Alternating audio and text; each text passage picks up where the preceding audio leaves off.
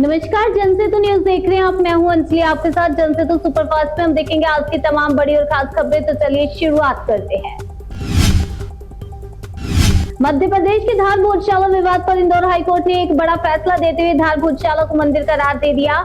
High court ने कहा कि विवादित स्थल पर हिंदू पूजा की परंपरा कभी खत्म नहीं हुई। कोर्ट ने कहा कि ऐतिहासिक साहित्य और रिकॉर्ड ये साबित करते हैं कि विवादित क्षेत्र भोजशाला था, जो परमार वंश के राजा भोज से जुड़ा संस्कृत शिक्षा का प्रमुख केंद्र माना जाता था। फैसला सुनाते ही कोर्ट ने ये भी कह दिया कि सरकार इंग्लैंड से वाग्देवी की प्रतिमा लाने का प्रयास करे। कोर्ट ने कहा कि मस्जिद पक्ष यदि सरकार को आवेदन देता है तो उसे अलग जमीन उपलब्ध कराई जाएगी। 5 देशों के विदेश दौरे पर पहले पड़ाव पर पीएम मोदी यूएई पहुंचे, जहां पर उनका भव्य स्वागत हुआ। प्रोटोकॉल तोड़ करके खुद राष्ट्रपति शेख मोहम्मद बिन जायद अल नाहयान मोदी को रिसीव करने के लिए एयरपोर्ट पहुंचे। यूएई एयरपोर्ट के F-16 फाइटर जेट्स ने प्रधानमंत्री के विमान का एस्कॉर्ट किया। पीएम मोदी ने इसे भारत की जनता का सम्मान बताया। अबू धाबी में उन्हें गार्ड ऑफ ऑनर भी दिया गया। मिडिल ईस्ट में शुरू हुए तनाव के बाद से पीएम मोदी पहली बार यूएई पहुंचे। 12 साल के कार्यकाल में यह उनका 8वां यूएई दौरा है। अबू धाबी में प्रधानमंत्री नरेंद्र मोदी की यूएई के राष्ट्रपति के साथ द्विपक्षीय मुलाकात की। यूएई पर ईरानी हमलों की निंदा करते हुए प्रधानमंत्री ने कहा कि कठिन समय में यूएई ने संयम से काम लिया। भारत यूएई के साथ पूरी तरह से खड़ा है। हम हर संभव सहयोग के लिए तैयार हैं। पीएम मोदी ने कहा कि मिडिल ईस्ट में जारी संकट का असर पूरी दुनिया पर पड़ रहा है। हम चाहते हैं कि यह मामला जल्द शांत हो। बातचीत और कूटनीति से युद्ध का अंत संभव है। हॉर्मुज़ खुलवाना हमारी पहली प्राथमिकता है। पीएम मोदी की यूएई यात्रा से भारत को एक बड़ी रणनीति और आर्थिक उपलब्धि हासिल हुई है। दोनों देशों के बीच रक्षा, ऊर्जा, सुरक्षा, इंफ्रास्ट्रक्चर और निवेश से जुड़े कई महत्वपूर्ण समझौतों पर हस्ताक्षर हुए। भारत यूएई के बीच strategic defence partnership framework agreement पर सहमति बनी है। स्ट्रेटेजिक पेट्रोलियम रिजर्व को लेकर के भी MOU साइन हुआ। साथ ही यूएई ने भारत में $5 बिलियन अमेरिकी डॉलर के निवेश की भी घोषणा कर दी है। नीट पेपर लीक होने के बाद से सरकार ने एक बड़ा फैसला लिया। शिक्षा मंत्री धर्मेंद्र प्रधान ने ऐलान किया कि अब अगले साल से नीट की परीक्षा ऑनलाइन होगी और MRCP की जगह पर अब कंप्यूटर बेस्ड टेस्ट होगा। शिक्षा मंत्री ने कहा कि कंप्यूटर बेस्ड ज्यादा फुल प्रूफ है और शिक्षा मंत्री ने यह भी कहा कि NCME में सुधार की आवश्यकता है और इसकी कोशिश जारी है। छात्रों का भविष्य के साथ खिलवाड़ नहीं होने देंगे। सरकार अभिभावक के रूप में छात्रों के साथ है। NTA ने नीट परीक्षा की नई तारीख का ऐलान कर दिया। अब 21 जून को फिर से नीट यूजी 2026 की परीक्षा होगी। 22 लाख से ज्यादा बच्चे इस परीक्षा में बैठेंगे। 14 जून तक एडमिट कार्ड जारी होंगे। परीक्षा के लिए छात्रों को ट्रांसपोर्ट का भी खर्चा मिलेगा और साथ ही इस बार परीक्षा में अतिरिक्त 15 मिनट के लिए जाएगा। बता दें कि 3 मई को हुई नीट यूजी की परीक्षा पेपर लीक होने के चलते रद्द हो गई थी। नीट पेपर लीक मामले पर केंद्रीय शिक्षा मंत्री धर्मेंद्र प्रधान ने कहा कि सरकार छात्रों के भविष्य को लेकर संवेदनशील है। पेपर लीक का पता चलते ही तुरंत जांच के आदेश दिए गए। सबूत मिलने के बाद परीक्षा रद्द की। पेपर लीक के खिलाफ सरकार की जीरो टॉलरेंस की नीति है। परीक्षा माफियाओं के खिलाफ अभियान जारी है। धर्मेंद्र प्रधान ने दावा किया कि इस बार पेपर लीक नहीं होगा। अगली परीक्षा होने से पहले ही माफियाओं को सजा मिलेगी। सरकार इन्हें छोड़ेगी नहीं। इनका बचना नामुमकिन है। नीट पेपर लीक मामले में सीबीआई की पूछताछ में बड़ा खुलासा हुआ है। गिरफ्तार आरोपी दिनेश बिवाल ने कबूला कि उनके बेटे के लिए 10 लाख रुपए में पेपर खरीदा था। उसने अपने बेटे के लिए 10 लाख रुपए में पेपर खरीदा, लेकिन इसके बाद भी उसका बेटा महज 107 नंबर ही ला सका। जांच में ये सामने आया कि विकास ने पिछले साल भी 25 लाख में यश के पेपर खरीदा था यश के लिए, और इसी पेपर के जरिए इसके परिवार के 5 बच्चों का परीक्षा में चयन हुआ था।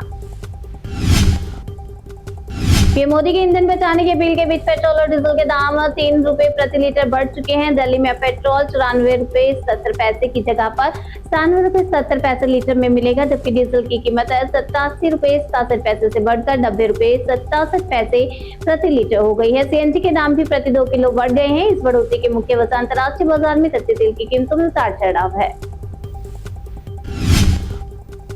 प्रधानमंत्री की अपील का असर सुरक्षा को लेकर के जम्मू कश्मीर जैसे सबसे संवेदनशील राज्य में भी साफ नजर आ रहा है। पेट्रोल डीजल की बचत के लिए राज्य में LG से लेकर CM और DGP ने अपने काफिले का साइज कम कर दिया है। बीते 3 दशक में यह पहली बार है जब जम्मू कश्मीर में अधिकारियों के पास सबसे कम सुरक्षा कवच दिखाई दे रही है।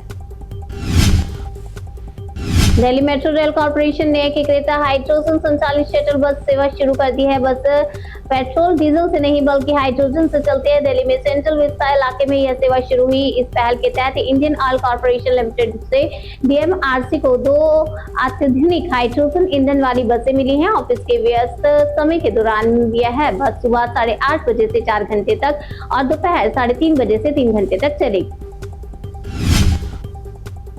प्रधानमंत्री मोदी के सोना नहीं खरीदने की अपील पर कांग्रेस के रणदीप सिंह सुरजेवाला ने निशाना साधा। सुरजेवाला ने अपील को स्वर्णकार समाज की रोजी रोटी मिटाने पर वाला काम बताया और सुरजेवाला ने कहा कि स्वर्ण आभूषण उद्योग करीब 3.5 करोड़ लोगों को रोजगार देता है। मोदी सरकार की अपील 3.5 करोड़ से अधिक छोटे छोटे स्वर्णकारों को, दुकानदारों को और इनसे जुड़े दूसरे लोगों के लिए तबाही का फरमान साबित हुआ। सुरजेवाला ने सरकार से पूछा कि क्या यह बिजनेस भी 2-3 बड़े उद्योगपतियों को देने का इरादा है। यूपी के सीएम योगी आदित्यनाथ महाराजगंज दौरे पर। महाराजगंज में योगी ने 260 करोड़ से अधिक लागत की विकास परियोजना का लोकार्पण किया। योगी ने कहा कि आज डबल इंजन सरकार में राज्य का विकास तेजी से हो रहा है। पिछली सरकार पर हमला बोलते हुए योगी ने कहा कि 2017 से पहले यहां पर अराजकता माफिया हावी थी, बेटियां असुरक्षित थी, नौकरी के अभाव में पलायन होता था, लेकिन आज यूपी की तस्वीर बदल चुकी है। पश्चिम बंगाल के मुख्यमंत्री शुभेंदु अधिकारी ने नंदीग्राम सीट छोड़ दी। उन्होंने स्पीकर रंजीत बसु को अपना इस्तीफा सौंप दिया। दरअसल शुभेंदु ने 2 सीट से नंदीग्राम और भवानीपुर से चुनाव लड़ा था। वो दोनों ही सीट में जीत गए थे, लेकिन नियम के मुताबिक 2 सीट से चुनाव जीतने पर सदस्य को 14 दिन के अंदर किसी एक सीट को छोड़ना पड़ता है और इसीलिए शुभेंदु ने नंदीग्राम सीट से इस्तीफा दे दिया है, भवानीपुर को चुना है। पश्चिम बंगाल विधानसभा को नया स्पीकर मिल गया। बीजेपी विधायक रतीन्द्र बोस को निर्विरोध विधानसभा अध्यक्ष चुना गया। मुख्यमंत्री शुभेंदु अधिकारी ने रतीन्द्र बोस के नाम का प्रस्ताव रखा था, जिसके बाद प्रोटेम स्पीकर तपस रॉय ने ध्वनिमत से मतदान कराया और वो निर्विरोध स्पीकर चुने गए। बता दें कि रतीन्द्र बोस कूच बिहार दक्षिण सीट से विधायक है। सुप्रीम कोर्ट से पूर्व विधायक कुलदीप सिंह सेंगर को बड़ा झटका लगा। कोर्ट ने हाई कोर्ट के उस फैसले पर रोक लगा दी जिसमें सेंगर को रेप केस में आजीवन कारावास की सजा से बरी किया गया था। दरअसल हाई कोर्ट ने सेंगर के आजीवन कारावास की सजा को सस्पेंड करने का फैसला दिया, लेकिन सर्वोच्च अदालत ने हाई कोर्ट के फैसले को रोक दिया। अदालत ने इस पूरे मामले की नए तरीके से सुनवाई के लिए दिल्ली हाई कोर्ट को भेज दिया है। जम्मू कश्मीर में शराबबंदी की मांग को लेकर के राजनीति गर्मा गई है। बीजेपी ने शुक्रवार को श्रीनगर में मुख्यमंत्री उमर अब्दुल्ला के आवास का घेराव करने की कोशिश की। झंडे और पोस्टर लिए बीजेपी के कार्यकर्ताओं ने जोरदार प्रोटेस्ट किया। रोजगार चाहिए, दशा नहीं की नारेबाजी की। इससे पहले शराबबंदी की मांग पर फारूक अब्दुल्ला ने साफ साफ कहा था कि जो लोग शराब पीते हैं वो पियेंगे ही, यहाँ पर नहीं मिलेगी तो बाहर से मंगवा कर लेंगे। मोदी पर अमर्यादित टिप्पणी करने वाले सपा सांसद अजितेंद्र सिंह लोधी के खिलाफ विरोध प्रदर्शन थमने का नाम नहीं ले रहा है। इस पूरे मुद्दे पर शुक्रवार को भी लखनऊ में बीजेपी महिला मोर्चा ने डीएम ऑफिस पर जबरदस्त विरोध प्रदर्शन किया। प्रदर्शनकारी ने अखिलेश यादव से माफी मांगने के साथ साथ अजितेंद्र सिंह लोधी का संसद भवन में प्रवेश से रोक लगाने की मांग की। सपा प्रमुख अखिलेश यादव ने यूपी के नए मंत्रियों को लेकर के यूपी सरकार पर निशाना साधा। मंत्रियों के शपथ ग्रहण के बाद से अब तक उनके विभागों का ऐलान नहीं होने पर अखिलेश यादव ने सोशल मीडिया पर सवाल किया, अब क्या उनके विभागों की पर्ची भी ऊपर से ही आएगी। अखिलेश यादव ने लिखा कि मंत्रालय के बंटवारे की देरी की असली वजह सिर्फ ये है कि मंत्रालय विभाग की कमीशन कमाई के बंटवारे में डबल इंजन आपस में टकरा रहे हैं। बिहार के पूर्व मुख्यमंत्री नीतीश कुमार को एयरपोर्ट पर पहले की तरह सुविधा मिलेगी। नीतीश कुमार की गाड़ी पहले की तरह बिना सुरक्षा जांच के एयरपोर्ट के अंदर जाएगी। उनकी गाड़ी विमान तक जाएगी, वहां से वह सीधे विमान पर चढ़ेंगे। उन्हें यह सुविधा पटना और दिल्ली एयरपोर्ट पर मिलेगी। मुख्यमंत्री पद पर रहने वालों को यह सुविधा मिलती है, लेकिन अब सीएम पद से हटने के बाद भी नीतीश कुमार को यह सुविधा मिलती रहेगी। विदेश मंत्री डॉक्टर एस जयशंकर ने शुक्रवार को एक बार फिर से दिल्ली में ईरान के विदेश मंत्री अब्बास अराक्ची से मुलाकात की। सोशल मीडिया एक्स पर मुलाकात की जानकारी देते हुए जयशंकर ने लिखा कि हमने पश्चिम एशिया की स्थिति और उसके प्रभावों पर चर्चा की। आपसी हित के द्विपक्षीय मुद्दों पर भी विचार विमर्श किया। ब्रिक्स विदेश मंत्रियों के सम्मेलन में शामिल होने को लेकर के जयशंकर के अब्बास अराक्ची की तारीफ की। आंध्र प्रदेश के पच्चेपत्री में शुक्रवार को रक्षा मंत्री राजनाथ सिंह ने AMCA यानी कि advance media combat aircraft project की आधारशिला रखी। यह एयरक्राफ्ट भारत का पहला स्वदेशी 5वीं पीढ़ी का twin engine stealth fighter jet है जो कि रडार को चकमा देने की क्षमता रखता है और यह सुपर क्रूज और आंशिक हथियार से लैस है। इस अवसर पर आंध्र प्रदेश के मुख्यमंत्री एन चंद्रबाबू नायडू भी मौजूद रहे। इन परियोजनाओं को भारत की रक्षा उत्पादन क्षमता, स्वदेशी सैन्य तकनीक और आत्मनिर्भरता को नई गति देने वाला माना जा रहा है। सीजे सूर्यकांत की अध्यक्षता वाली सुप्रीम कोर्ट की पीठ ने अरावली रेंज में अवैध खनन और विकास कार्यों को लेकर के सख्त रुख अपनाया। सीजे सूर्यकांत ने कहा कि अरावली क्षेत्र में अवैध खनन की जो रिपोर्ट्स मिल रही हैं वह बहुत चिंताजनक है। कोर्ट ने कहा कि जब तक अगला आदेश नहीं आ जाता तब तक अरावली में कुछ भी नहीं हो सकता। सीजीआई ने स्पष्ट कर दिया है कि चाहे खनन लाइसेंस समाप्त हो रहा हो या ना हो रहा हो, वह खनन पट्टा धारकों के पक्ष में कोई आदेश पारित नहीं करेंगे।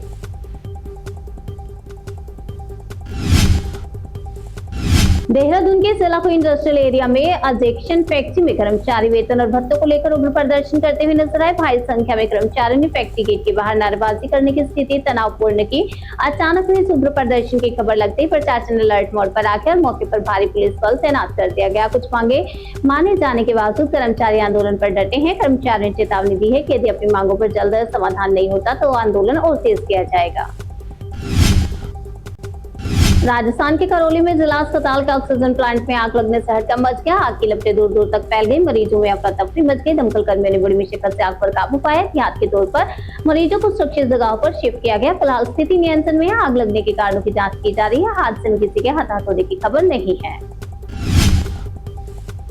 राजस्थान के भीलवाड़ा में ट्रक ने एक बाइक को टक्कर मार दी। हादसे में बाइक सवार एक हेड कांस्टेबल और कांस्टेबल की मौके पर ही मौत हो गई। उनके साथ मौजूद एक चोरी का आरोपी गंभीर रूप से घायल हो गया।